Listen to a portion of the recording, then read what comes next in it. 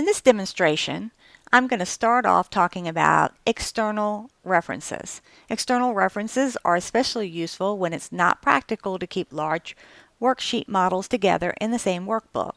You create an external reference by pressing the Control plus the Shift plus the Enter. I'm going to click over here by email. I'm on F5 and I'm going to type in equal. I'm going to go to the worksheet and click on the cell that I want to create the external reference to. I'm now clicking on the keyboard, the Shift, Control plus the Enter, and you can see that the email address is showing, and in the formula bar it shows that I am linked to the external spreadsheet that I have on the left hand side.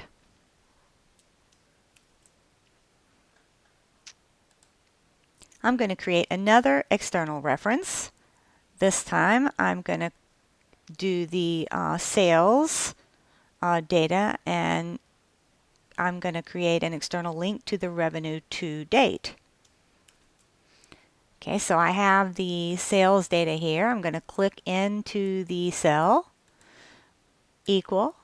I'm going to the group, spring groupware, and I'm going to do Shift Control plus Enter, and I now have a link to the sales, and it is being used in the total for this particular revenue to date information. On this worksheet, I'm going to talk about grouping worksheets together. This is extremely useful if you have a lot of worksheets that are set up that are similar. For instance, in this case, we're going to do some formatting on numerous worksheets, and so we're going to group them together so that we don't have to spend all the time going one by one to try to do the same thing. So I'm going to go ahead and I'm going to group together 4 worksheets. I'm holding down my Control key, and I am selecting the worksheets that I want to group together. Okay, they're now grouped. I can now go up here on whatever I would like to format. So the first thing, I'm going to merge and center. Okay, I'm going to change the font color to white. I'm going to change the size. Okay, I'm going to change the fill color. Okay, so I'm going to the orange there. Okay, and now I have did some formatting there. I can edit. I'm going to put projected revenues. I'm going to add a sum.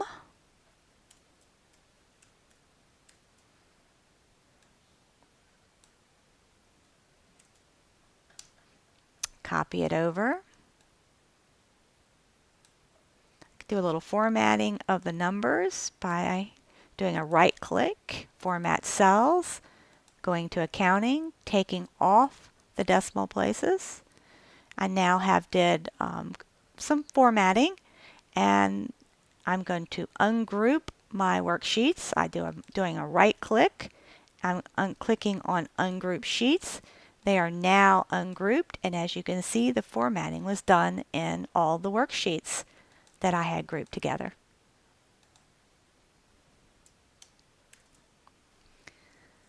Here I'm going to talk about cell references. If I go up here, you're going to see an example. This is a cell reference here where it shows the worksheet name and the cell it's referencing. Okay, if it's on the same worksheet, you don't see the name of it necessarily. But in this case, since we're going to a different worksheet, you must have the worksheet name or else it wouldn't know where to point to. So I'm going to create one right here by clicking the equal sign, and I'm clicking on Cambridge, the cell. I hit enter, and you'll now see that I have a cell reference, and it is being used in the total for that particular column. Next thing I'm going to show you is about a hyperlink. I have a hyperlink already created here.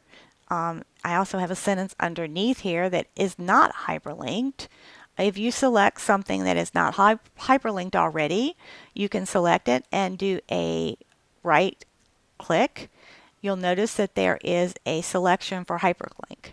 Okay, if you have something that is already hyperlinked, then you can do a right click and you'll see edit hyperlink, or you could remove it if you wanted. All right, you create a hyperlink by selecting what you want to hyperlink to first. In this case, I'm going to place it inside the same spreadsheet, so it's placed in this document, and I'm actually going to hyperlink to the consolidated by product. You would type in the message, click here for the projected revenues by product, and then what cell reference, which in this case is A1. I click OK, and I have a hyperlink. If I go over, I'll see a hand there, and if I click on it, to the consolidated by product worksheet. On this worksheet, I'm going to talk about 3D references. 3D references refer to the same cell are arranged on multiple sheets. And when you're doing this, this is very useful because it's a convenient way to reference several worksheets that follow the same pattern and cells on each worksheet that contain the same type of data. Now, to create a 3D reference, I'm going to show you what one looks like. In this case, you have to type equal, and I'm doing a sum, so I have the sum. You can do other functions as well, but we're going to use a sum for this example. And then I'm doing the spreadsheet here, Cambridge, okay, through Waltham, C5. All right, so I'm going to go ahead and I'm going to delete that, and then I'm going to create one myself here. So equal, I'm going to type in Cambridge, colon, and I'm going to go through Waltham, and I'm going to C5, and I'm going to hit enter. Okay, and okay, the next thing is I want to show you, if you do not type something incorrectly, you will get an error. Okay, the most common mistakes are is you leave out commas or open in parentheses, or maybe you didn't set it up right. So to troubleshoot it, you just go back, take a look, and as you can see, I didn't put the sum in. So if I put in sum, okay, then you'll see that now I can, whoops, put it in there. Okay, and I'm going to type in Cambridge through Waltham 5 and hit enter. And I now have created the 3D reference that I want.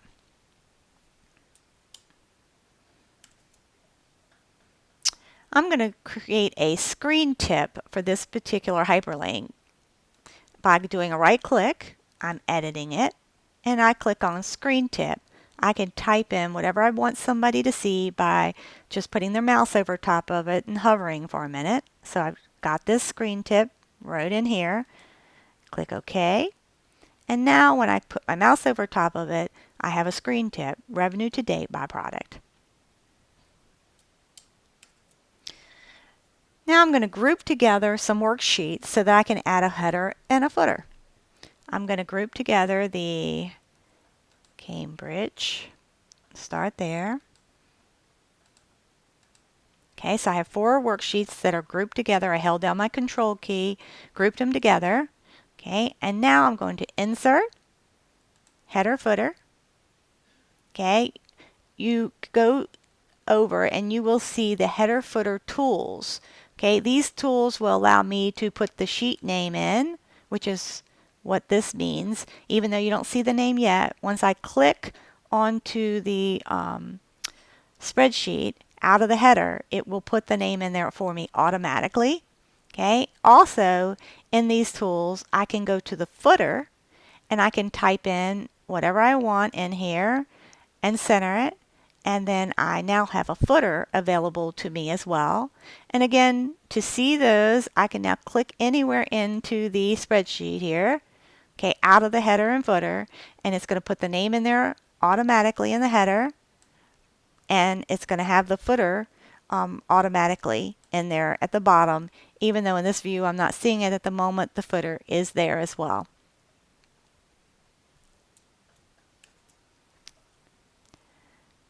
Okay, I'm going to go ahead now and I'm going to make a copy of the Cambridge worksheet. So first thing I'm going to do is ungroup my sheets, and I'm going to the Cambridge. And now I'm going to make a copy by doing a right click. I'm going to go up until I see Move or Copy, create a check on the Create a Copy. You'll see I now have another copy there. I can do a right click and rename it to Manchester.